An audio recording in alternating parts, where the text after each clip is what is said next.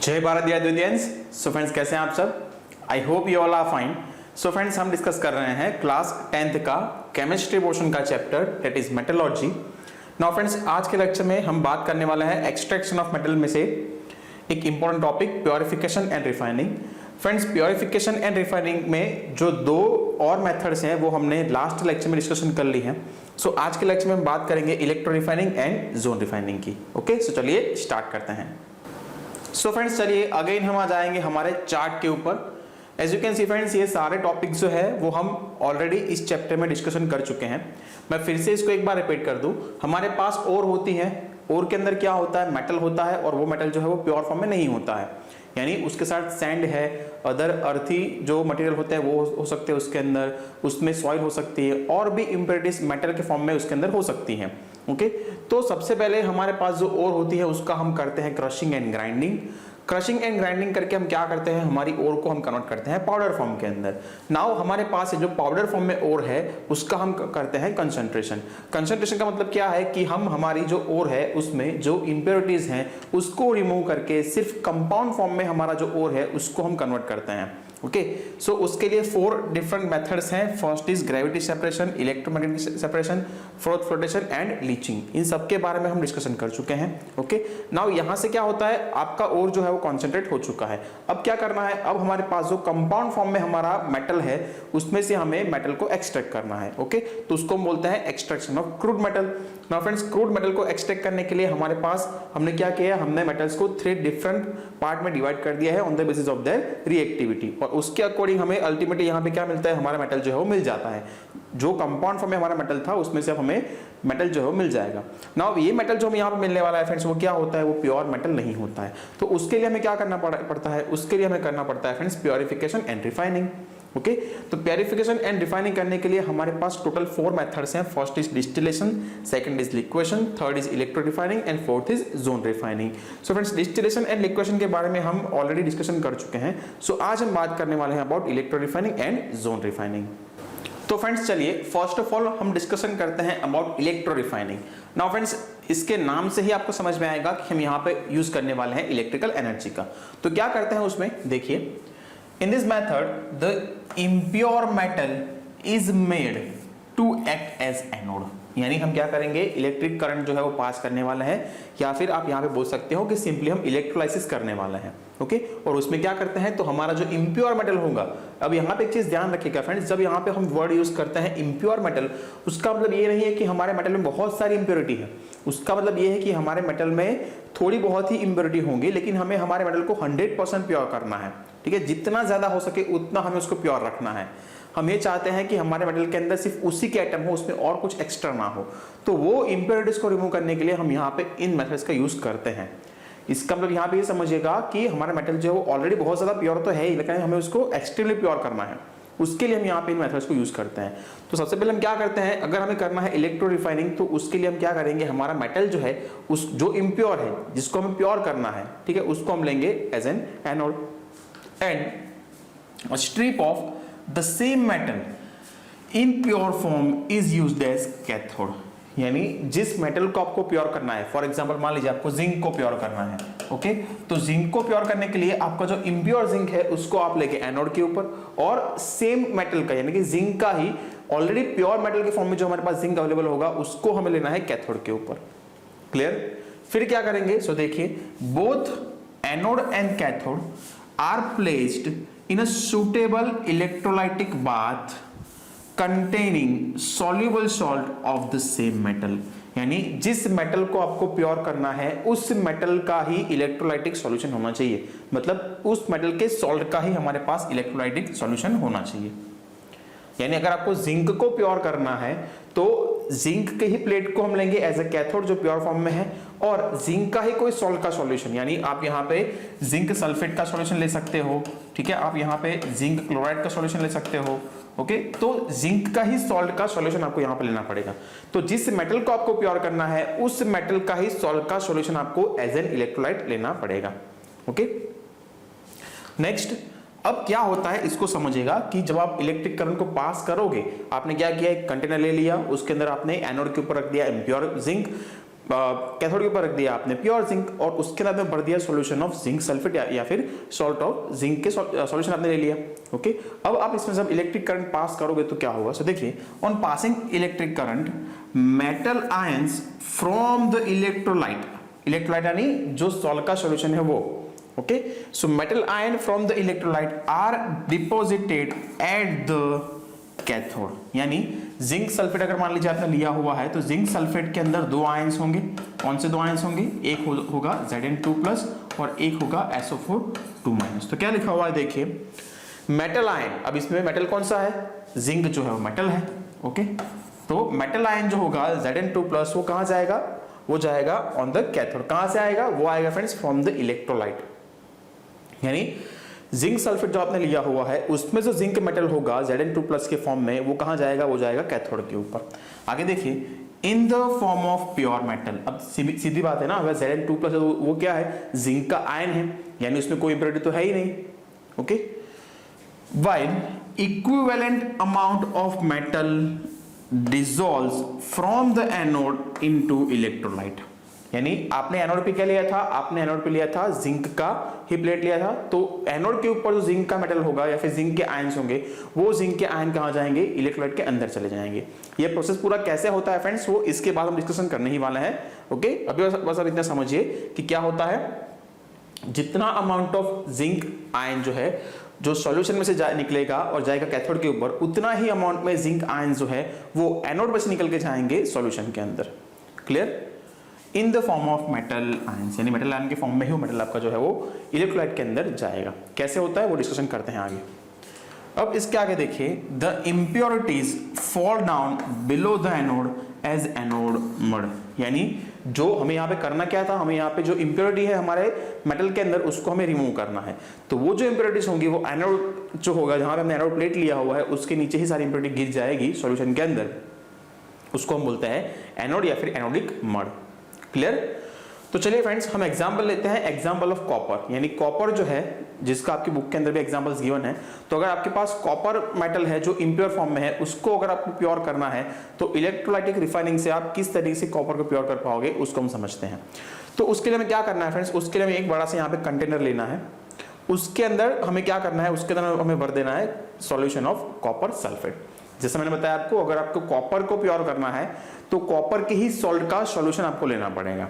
Okay, तो हमने यहाँ पे क्या लिया है? कॉपर सल्फेट का सॉल्यूशन लिया है, मतलब कॉपर सल्फेट का हमने लिया है एक्वस सॉल्यूशन। ओके, अब जैसा हमने पहले डिस्कशन किया था कि एनोड के ऊपर होगा हमारा इम्प्योर मेटल।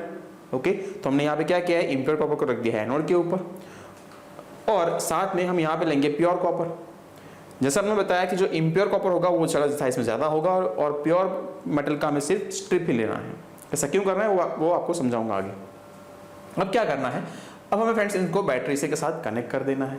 तो जैसा हमने पहले डिस्कशन किया कि इम्प्योर कॉपर जो होगा या फिर इम्प्योर मेटल जो होगा वो कहां पे होगा? वो होगा एनोड के ऊपर, और प्योर मेटल का स्ट्रिप जो होगा वो आपको लेना है कैथोड के ऊपर। ओके, तो हमने बैटरी के साथ उसको कनेक्ट कर दिया, ये हमारा स्विच है। क्लियर? तो इस तरीके से हमें सारे एपरेटस जो है उसको सेटअप कर देना है। क्या किया हमने एक बड़े कंटेनर के अंदर ले लिया है हमने जिंक कॉपर सल्फेट का सॉल्यूशन, एनोड के ऊपर हमने लिया है इम्प्योर कॉपर, कैथोड के ऊपर हमने लिया हुआ है प्योर कॉपर। अब क्या करेंगे फ्रेंड्स, अब जैसे ही आप यहाँ पे स्विच को ऑन करोगे, यानी स्विच को जैसे आप गिराओगे तो यहाँ पे क्या हो गया? स्विच ऑन हो गया। जब स्विच ऑन होगा तो इलेक्ट्रिक करंट पास होगा।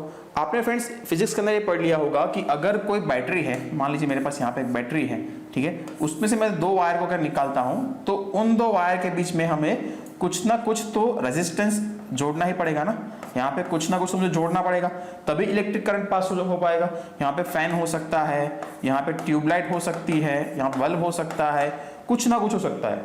अगर आपको इलेक्ट्रिक करंट को पास करना है तो यहाँ पे जो चीज आप लेने वाला हो दो वायर्स के बीच में, वो क्या होना चाहिए? वो होना चाहिए कंडक्टर ऑफ इलेक्ट्रिसिटी या फिर कंडक्टर ऑफ इलेक्ट्रिक करंट।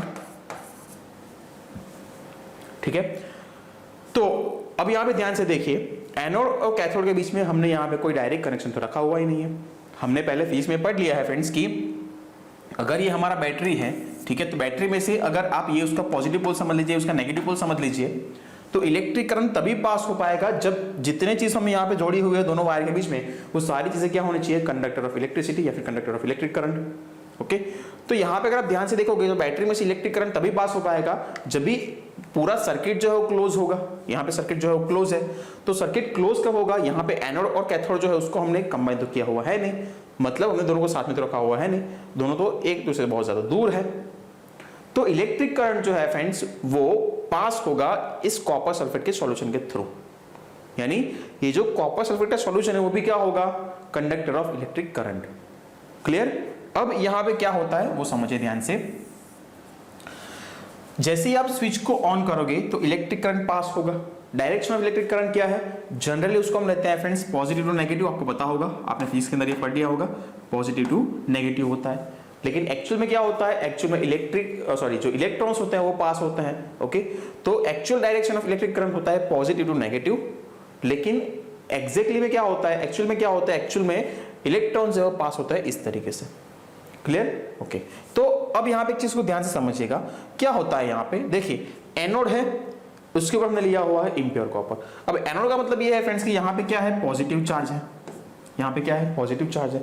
तो क्या होगा कि यहाँ पे बहुत सारा पॉजिटिव चार्ज होगा, उसकी वजह से हमारा ये जो एनोड है, ध्यान दीजिएगा, हमारा ये जो एनोड है उसके ऊपर से क्या होगा, तो एनोड के ऊपर हमने क्या लिया हुआ है, एनोड के ऊपर हमने लिया हुआ है कॉपर मेटल का स्ट्रिप लिया हुआ है, तो उसमें कॉपर के आयंस तो होंगे, या फिर कॉपर मेटल तो उसके अंदर है ही।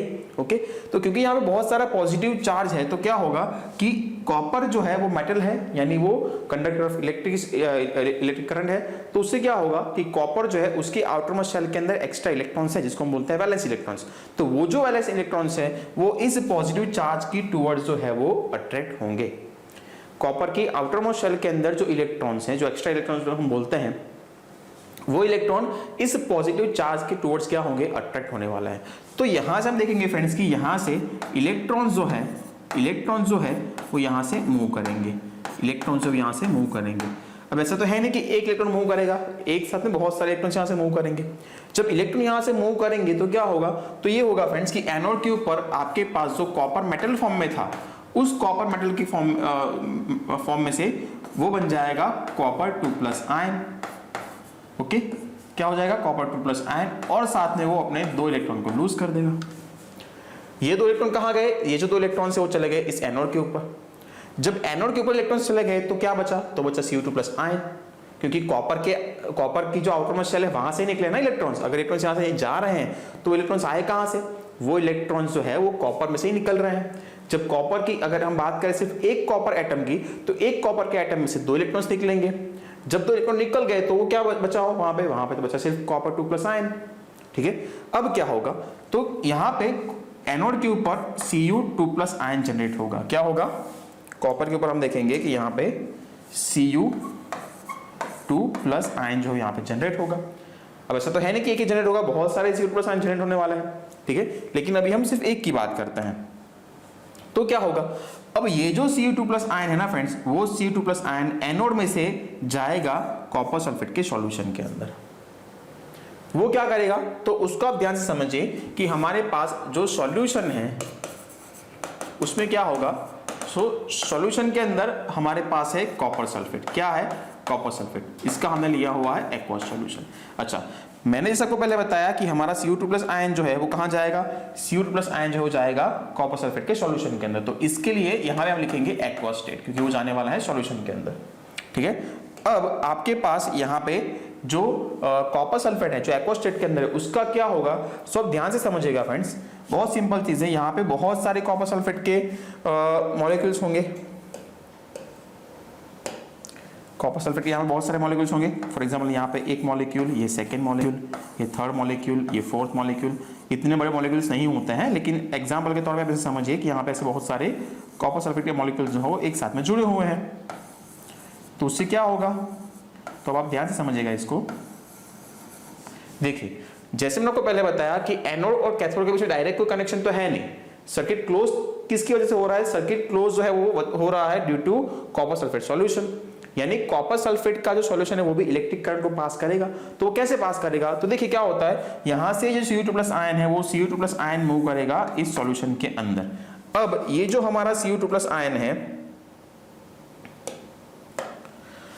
ये Cu2+ आयन क्या करेगा, तो सॉल्यूशन के अंदर जो कॉपर सल्फेट का एक मॉलिक्यूल है ना, उस कॉपर सल्फेट के सॉल्यूशन के साथ वो रिएक्शन करेगा और ये जो Cu2 प्लस आयन जो एनोड के ऊपर से आया हुआ है वो Cu2 प्लस आयन इस कॉपर को यहां से डिस्प्लेस कर देगा। यानी ये Cu2 प्लस आयन जो है वो कॉपर सल्फेट के अंदर यहाँ पे जो कॉपर का आइटम होगा उसको क्या कर सॉरी कॉपर का जो आयन होगा उसको क्या करेगा, डिस्प्लेस कर देगा। तो Cu2 प्लस जो इसको धक्का लगा देगा, Cu को उसको निकाल देगा और फॉर्म क्या करेगा, वो फॉर्म करेगा अगेन CuSO4 एक्वा स्टेट में और साथ में फॉर्म करेगा Cu2 प्लस आयन। यानी कहने का मतलब ये है फ्रेंड्स, इसको आप इस तरीके से समझिए कि अगर एक साथ में बहुत सारी साइकिल को हमने एक लाइन के अंदर रखा हुआ है, तो अगर आपने फर्स्ट साइकिल को धक्का लगाया तो ऑटोमेटिकली वो सेकंड को भी धक्का लगेगा, वो थर्ड को भी धक्का लगेगा और ऐसे करते हैं सारी साइकिल जो है वो गिर जाएगी। तो सबसे एंड में जो साइकिल है अगर आपको उसको गिराना है तो क्या करना है, आपको सबसे पहले जो साइकिल है उसको आपसे धक्का लगाना है। तो उससे क्या होता है, सारी साइकिल जो है वो गिर जाएगी। ओके, तो सेम चीज यहां पे भी होती है फ्रेंड्स।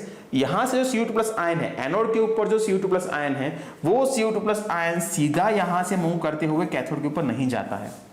देखिए कैथोड क्या है, कैथोड जो है वो नेगेटिवली चार्ज है, Cu2 प्लस क्या है, पॉजिटिवली चार्ज है। तो आप समझने के लिए समझ सकते हो कि ये जो Cu2 प्लस आयन है वो कैथोड की तरफ अट्रैक्ट हुआ। जब वो कैथोड की तरफ अट्रैक्ट होगा तो क्या होगा, तो देखिए कैथोड के ऊपर क्या होता है, समझ लीजिए पहले इसको। कैथोड के ऊपर क्या होता है, कैथोड के ऊपर रिएक्शन ये होता है कि Cu2 प्लस आयन जो है, अब देखिए कैथोड के ऊपर क्या है, कैथोड के ऊपर बहुत सारे इलेक्ट्रॉन्स हैं, यहाँ पे बहुत सारे नेगेटिव चार्ज हैं।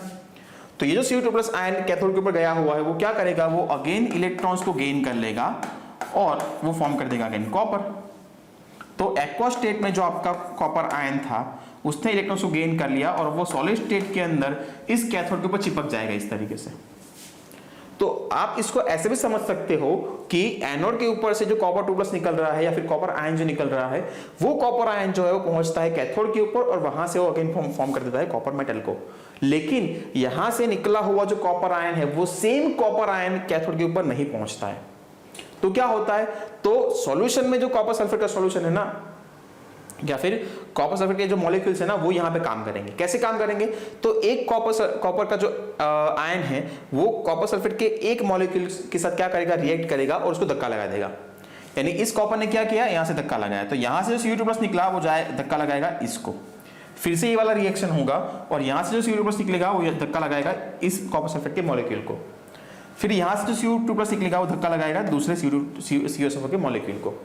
और ऐसे करते हुए Cu2 प्लस यहाँ बनेगा, यहाँ बनेगा, यहाँ बनेगा, यहाँ बनेगा और जितने यहाँ पे मैं डॉट कर रहा हूँ ना वो सारे डॉट के ऊपर क्या बनेगा, सारे डॉट के ऊपर बनने वाला है Cu2 प्लस आयन। और वो जो Cu2 प्लस आयन है वो अल्टीमेटली पहुंचेगा कैथोड की स्ट्रिप से जुड़ा हुआ जो कॉपर सल्फेट का मॉलिक्यूल होगा वहां तक, और वो कॉपर सल्फेट का मॉलिक्यूल जो हो वो वहां से कॉपर निकल कर जाएगा कैथोड के ऊपर। क्लियर है यहां तक? ओके, तो फिर से बात को समझ लीजिए। एनोड जो है उसके ऊपर क्या फॉर्म होगा, उसके ऊपर फॉर्म होगा Cu2 प्लस आयन। वो कॉपर आयन जो है वो जाएगा सॉल्यूशन के अंदर। कहां जाएगा, सॉल्यूशन के अंदर जाएगा, ना कि सीधा पहुंचेगा कैथोड के ऊपर। सॉल्यूशन जो है उसके अंदर कॉपर सल्फेट का जो एक मॉलिक्यूल है उसमें से एक कॉपर आयन एक कॉपर को डिस्प्लेस कर देगा और अगेन वो फॉर्म करेगा CuSO4 and Cu2+। लेकिन ये Cu2+ कौन सा है, देखिएगा यहाँ पे, ये जो आप Cu2+ देख रहे हो वो एनोड के ऊपर से आया हुआ है। कहां से आया हुआ है, एनोड के ऊपर से आया हुआ है। और ये जो Cu2+ है वो कौन सा है, वो कॉपर सल्फेट के मॉलिक्यूल में से आया हुआ है। दोनों में डिफरेंस ये है, यानी यहां से Cu2+ गया, उसने क्या किया, कॉपर सल्फेट के एक मॉलिक्यूल को धक्का लगा दिया, मतलब उसमें से कॉपर को धक्का लगा दिया, और यहाँ पे जो डॉट बन रहा है वो क्या है, वो है कॉपर सल्फेट का कॉपर का आयन है। ओके, तो ये जो आप ब्लू डॉट देख रहे हो वो क्या होगा, वो कॉपर सल्फेट का मॉलिक्यूल ही होगा, लेकिन उसने अब जो कॉपर Cu2+ होगा कौन सा होगा, ये वाला Cu2+ होगा। क्लियर? तो फिर से एक बार समझ लीजिए, यहाँ पे बहुत सारे अगर कॉपर सल्फेट के मॉलिक्यूल्स हैं तो यहाँ से एक Cu2+ आयन आएगा, ये Cu2+ आयन यहाँ से धक्का लगाएगा और फॉर्म करेगा अगेन एक Cu2+ आयन को, और ये Cu2+ आयन ने यहाँ से जो SO4 निकलेगा ना, Cu2+ and SO4 होता है कॉपर सल्फेट के अंदर, तो ये Cu2+ ने क्या किया, इस SO4 के साथ वो कंबाइन होगा और ये Cu2+ उसने बाहर निकाल दिया। अब वो जो Cu2+ होगा वो जाए धक्का लगाएगा दूसरे CuSO4 के मॉलिक्यूल को। क्लियर? तो ऐसे करते हुए क्या होता है फ्रेंड्स, एंड तक कॉपर का जो आयन है वो यहाँ तक पहुंचता है, और वो कॉपर आयन फिर जब कैथोड के ऊपर जाएगा तो कैथोड के ऊपर वो अट्रैक्ट हो जाएगा, वो अट्रैक्ट करेगा इलेक्ट्रॉन्स को और वो फॉर्म करेगा अगेन कॉपर का मेटल। ठीक है, तो ये जो सॉलिड स्टेट के अंदर आपको मेटल यहाँ पे मिला हुआ है ना कॉपर का, वो आप बोल सकते हो कि 99.5% प्योर कॉपर जो है वो आपको यहाँ पे कैथोड के ऊपर मिलेगा। डन? और हमारे यहाँ पे काम क्या था, हमारे यहाँ पे काम ये था, मैं ये सारी चीजें निकाल देता हूं। हमारा यहाँ पे काम ये था कि हमें यहाँ पे इम्प्योरिटी जो है इस एनोड के ऊपर उसको हमें रिमूव करना है। तो अब देखिए इम्प्योरिटी जो होगी वो तो सॉल्यूशन के अंदर रिएक्शन करने वाली है नहीं, क्योंकि ये बस वो तो फॉलो करेगी नहीं जो इम्प्योरिटी होगी हो। तो उससे क्या होगा कि कुछ टाइम आप ये देखोगे कि एनोड के बिल्कुल नीचे आपको इस तरीके से इम्प्योरिटी मिल जाएगी, जिसको हम बोलते हैं एनोडिक मड या फिर एनोड मड। एनोड के ऊपर से निकल रहा है इसलिए उसको बोलते हैं एनोडिक मड। क्लियर? तो इस तरीके से होता है friends electrolytic refining of metal, जिससे हमें 99.5% प्योर मेटल जो है वो मिल जाता है। क्लियर? तो आप वीडियो को पॉज करके इतना नोट डाउन कर सकते हैं।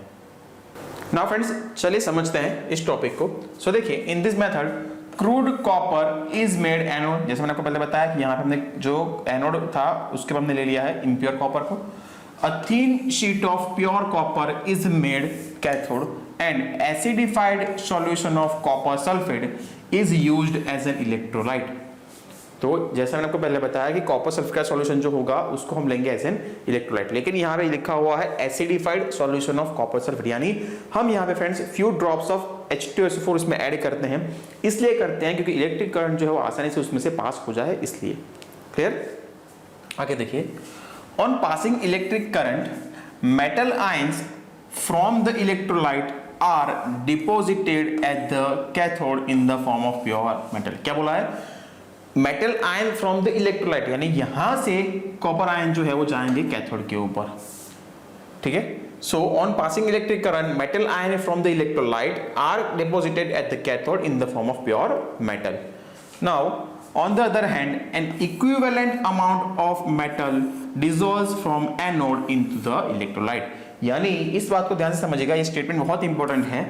जितने कॉपर आयन एनोड पे से निकल के सॉल्यूशन में जाएंगे उतने ही कॉपर आयन सॉल्यूशन में से जाएंगे कैथोड के ऊपर। ऐसा कभी नहीं होगा कि उनके नंबर जो है वो इम्बैलेंस हो, यानी एनोड के ऊपर से मान लीजिए 5 कॉपर Cu+ आयन निकले हैं, तो ऐसा कभी नहीं होगा कि इस कैथोड के ऊपर 6 Cu+ आयन पहुंच जाए। ठीक है? जितना amount of copper ion anode के ऊपर से निकल के सॉल्यूशन में जाएगा उतने ही नंबर ऑफ कॉपर आयन जो है वो सॉल्यूशन में से पहुंचेंगे कैथोड के ऊपर। Clear? So on the other hand, an equivalent amount of metal dissolves from the anode into electrolyte in the form of metal ion। तो यहाँ पे खेल जो है सारा वो सिर्फ मेटल आयन का ही है, इसलिए इम्प्योरिटी जो है वो यहाँ पे कहीं पार्टिसिपेट करेगी ही नहीं और इससे हमें प्योर फॉर्म में हमारा मेटल जो है मिल जाएगा। नाउ फ्रेंड्स चलिए नेक्स्ट हम बात करते हैं zone refining. So zone refining में क्या होता है, देखिए this method is used for metals which are required in very high purity, यानी ऐसे मेटल जो बहुत ही ज्यादा प्योर होने चाहिए, ऐसे मेटल्स को प्योर करने के लिए हम इस मेथड का यूज करते हैं, जिसको बोलते हैं हम जोन रिफाइनिंग। क्या होता है देखिए, अगर एग्जांपल्स ले हम कि किस मेटल को हमें बहुत ज्यादा प्योर यूज करना पड़ता है, तो उसके एग्जांपल्स है एक्सट्रीमली प्योर सिलिकॉन को हम यूज करते हैं, germanium, boron, gallium and indium. ये ऐसे मेटल्स हैं जिसको हमें एक्सट्रीमली प्योर फॉर्म में यूज करना होता है, और ऐसे मेटल्स को एक्सट्रीमली प्योर करने के लिए हम यूज करते हैं zone refining. Okay, are refined by this method. So क्या करते हैं देखिए इसमें, this method is based on principle that the impurities are more soluble in the melt than in the solid state of the metal.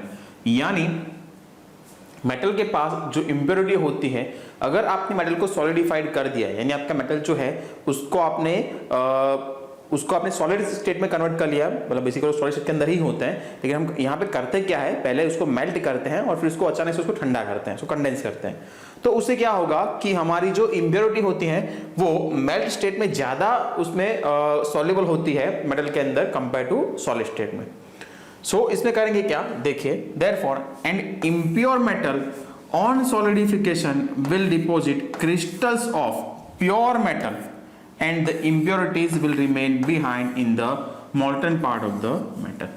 यानी हम क्या करेंगे यहाँ पे सिंपल वे में अगर आपको मैं एक्सप्लेन करूँ तो यहाँ पे हम क्या करेंगे, हमारे मेटल को पहले हम हीट करेंगे, बहुत ज्यादा हीट करेंगे, तो उसमें क्या होगा, वो जब मेल्ट हो जाएगा तो उसमें जो इंप्योरिटी है वो उसके अंदर डिसॉल्व हो जाएगी। फिर उसको अचानक से हम कंडेंस करेंगे, जैसे हम उसको कंडेंस करेंगे तो क्या होगा कि जो मेटल के पार्टिकल्स है वो तुरंत ही सॉलिड स्टेट के अंदर कन्वर्ट हो जाएंगे और इंप्योरिटीज जो है वो मोल्टन स्टेट में जब आपके पास पड़ा हुआ मेटल जो होगा ना उसमें रह जाएंगे। ठीक है, तो जो सबसे ऊपर का लेयर होगा वहां पे आपको आपका मेटल जो है वो क्रिस्टल के फॉर्म में मिल जाएगा।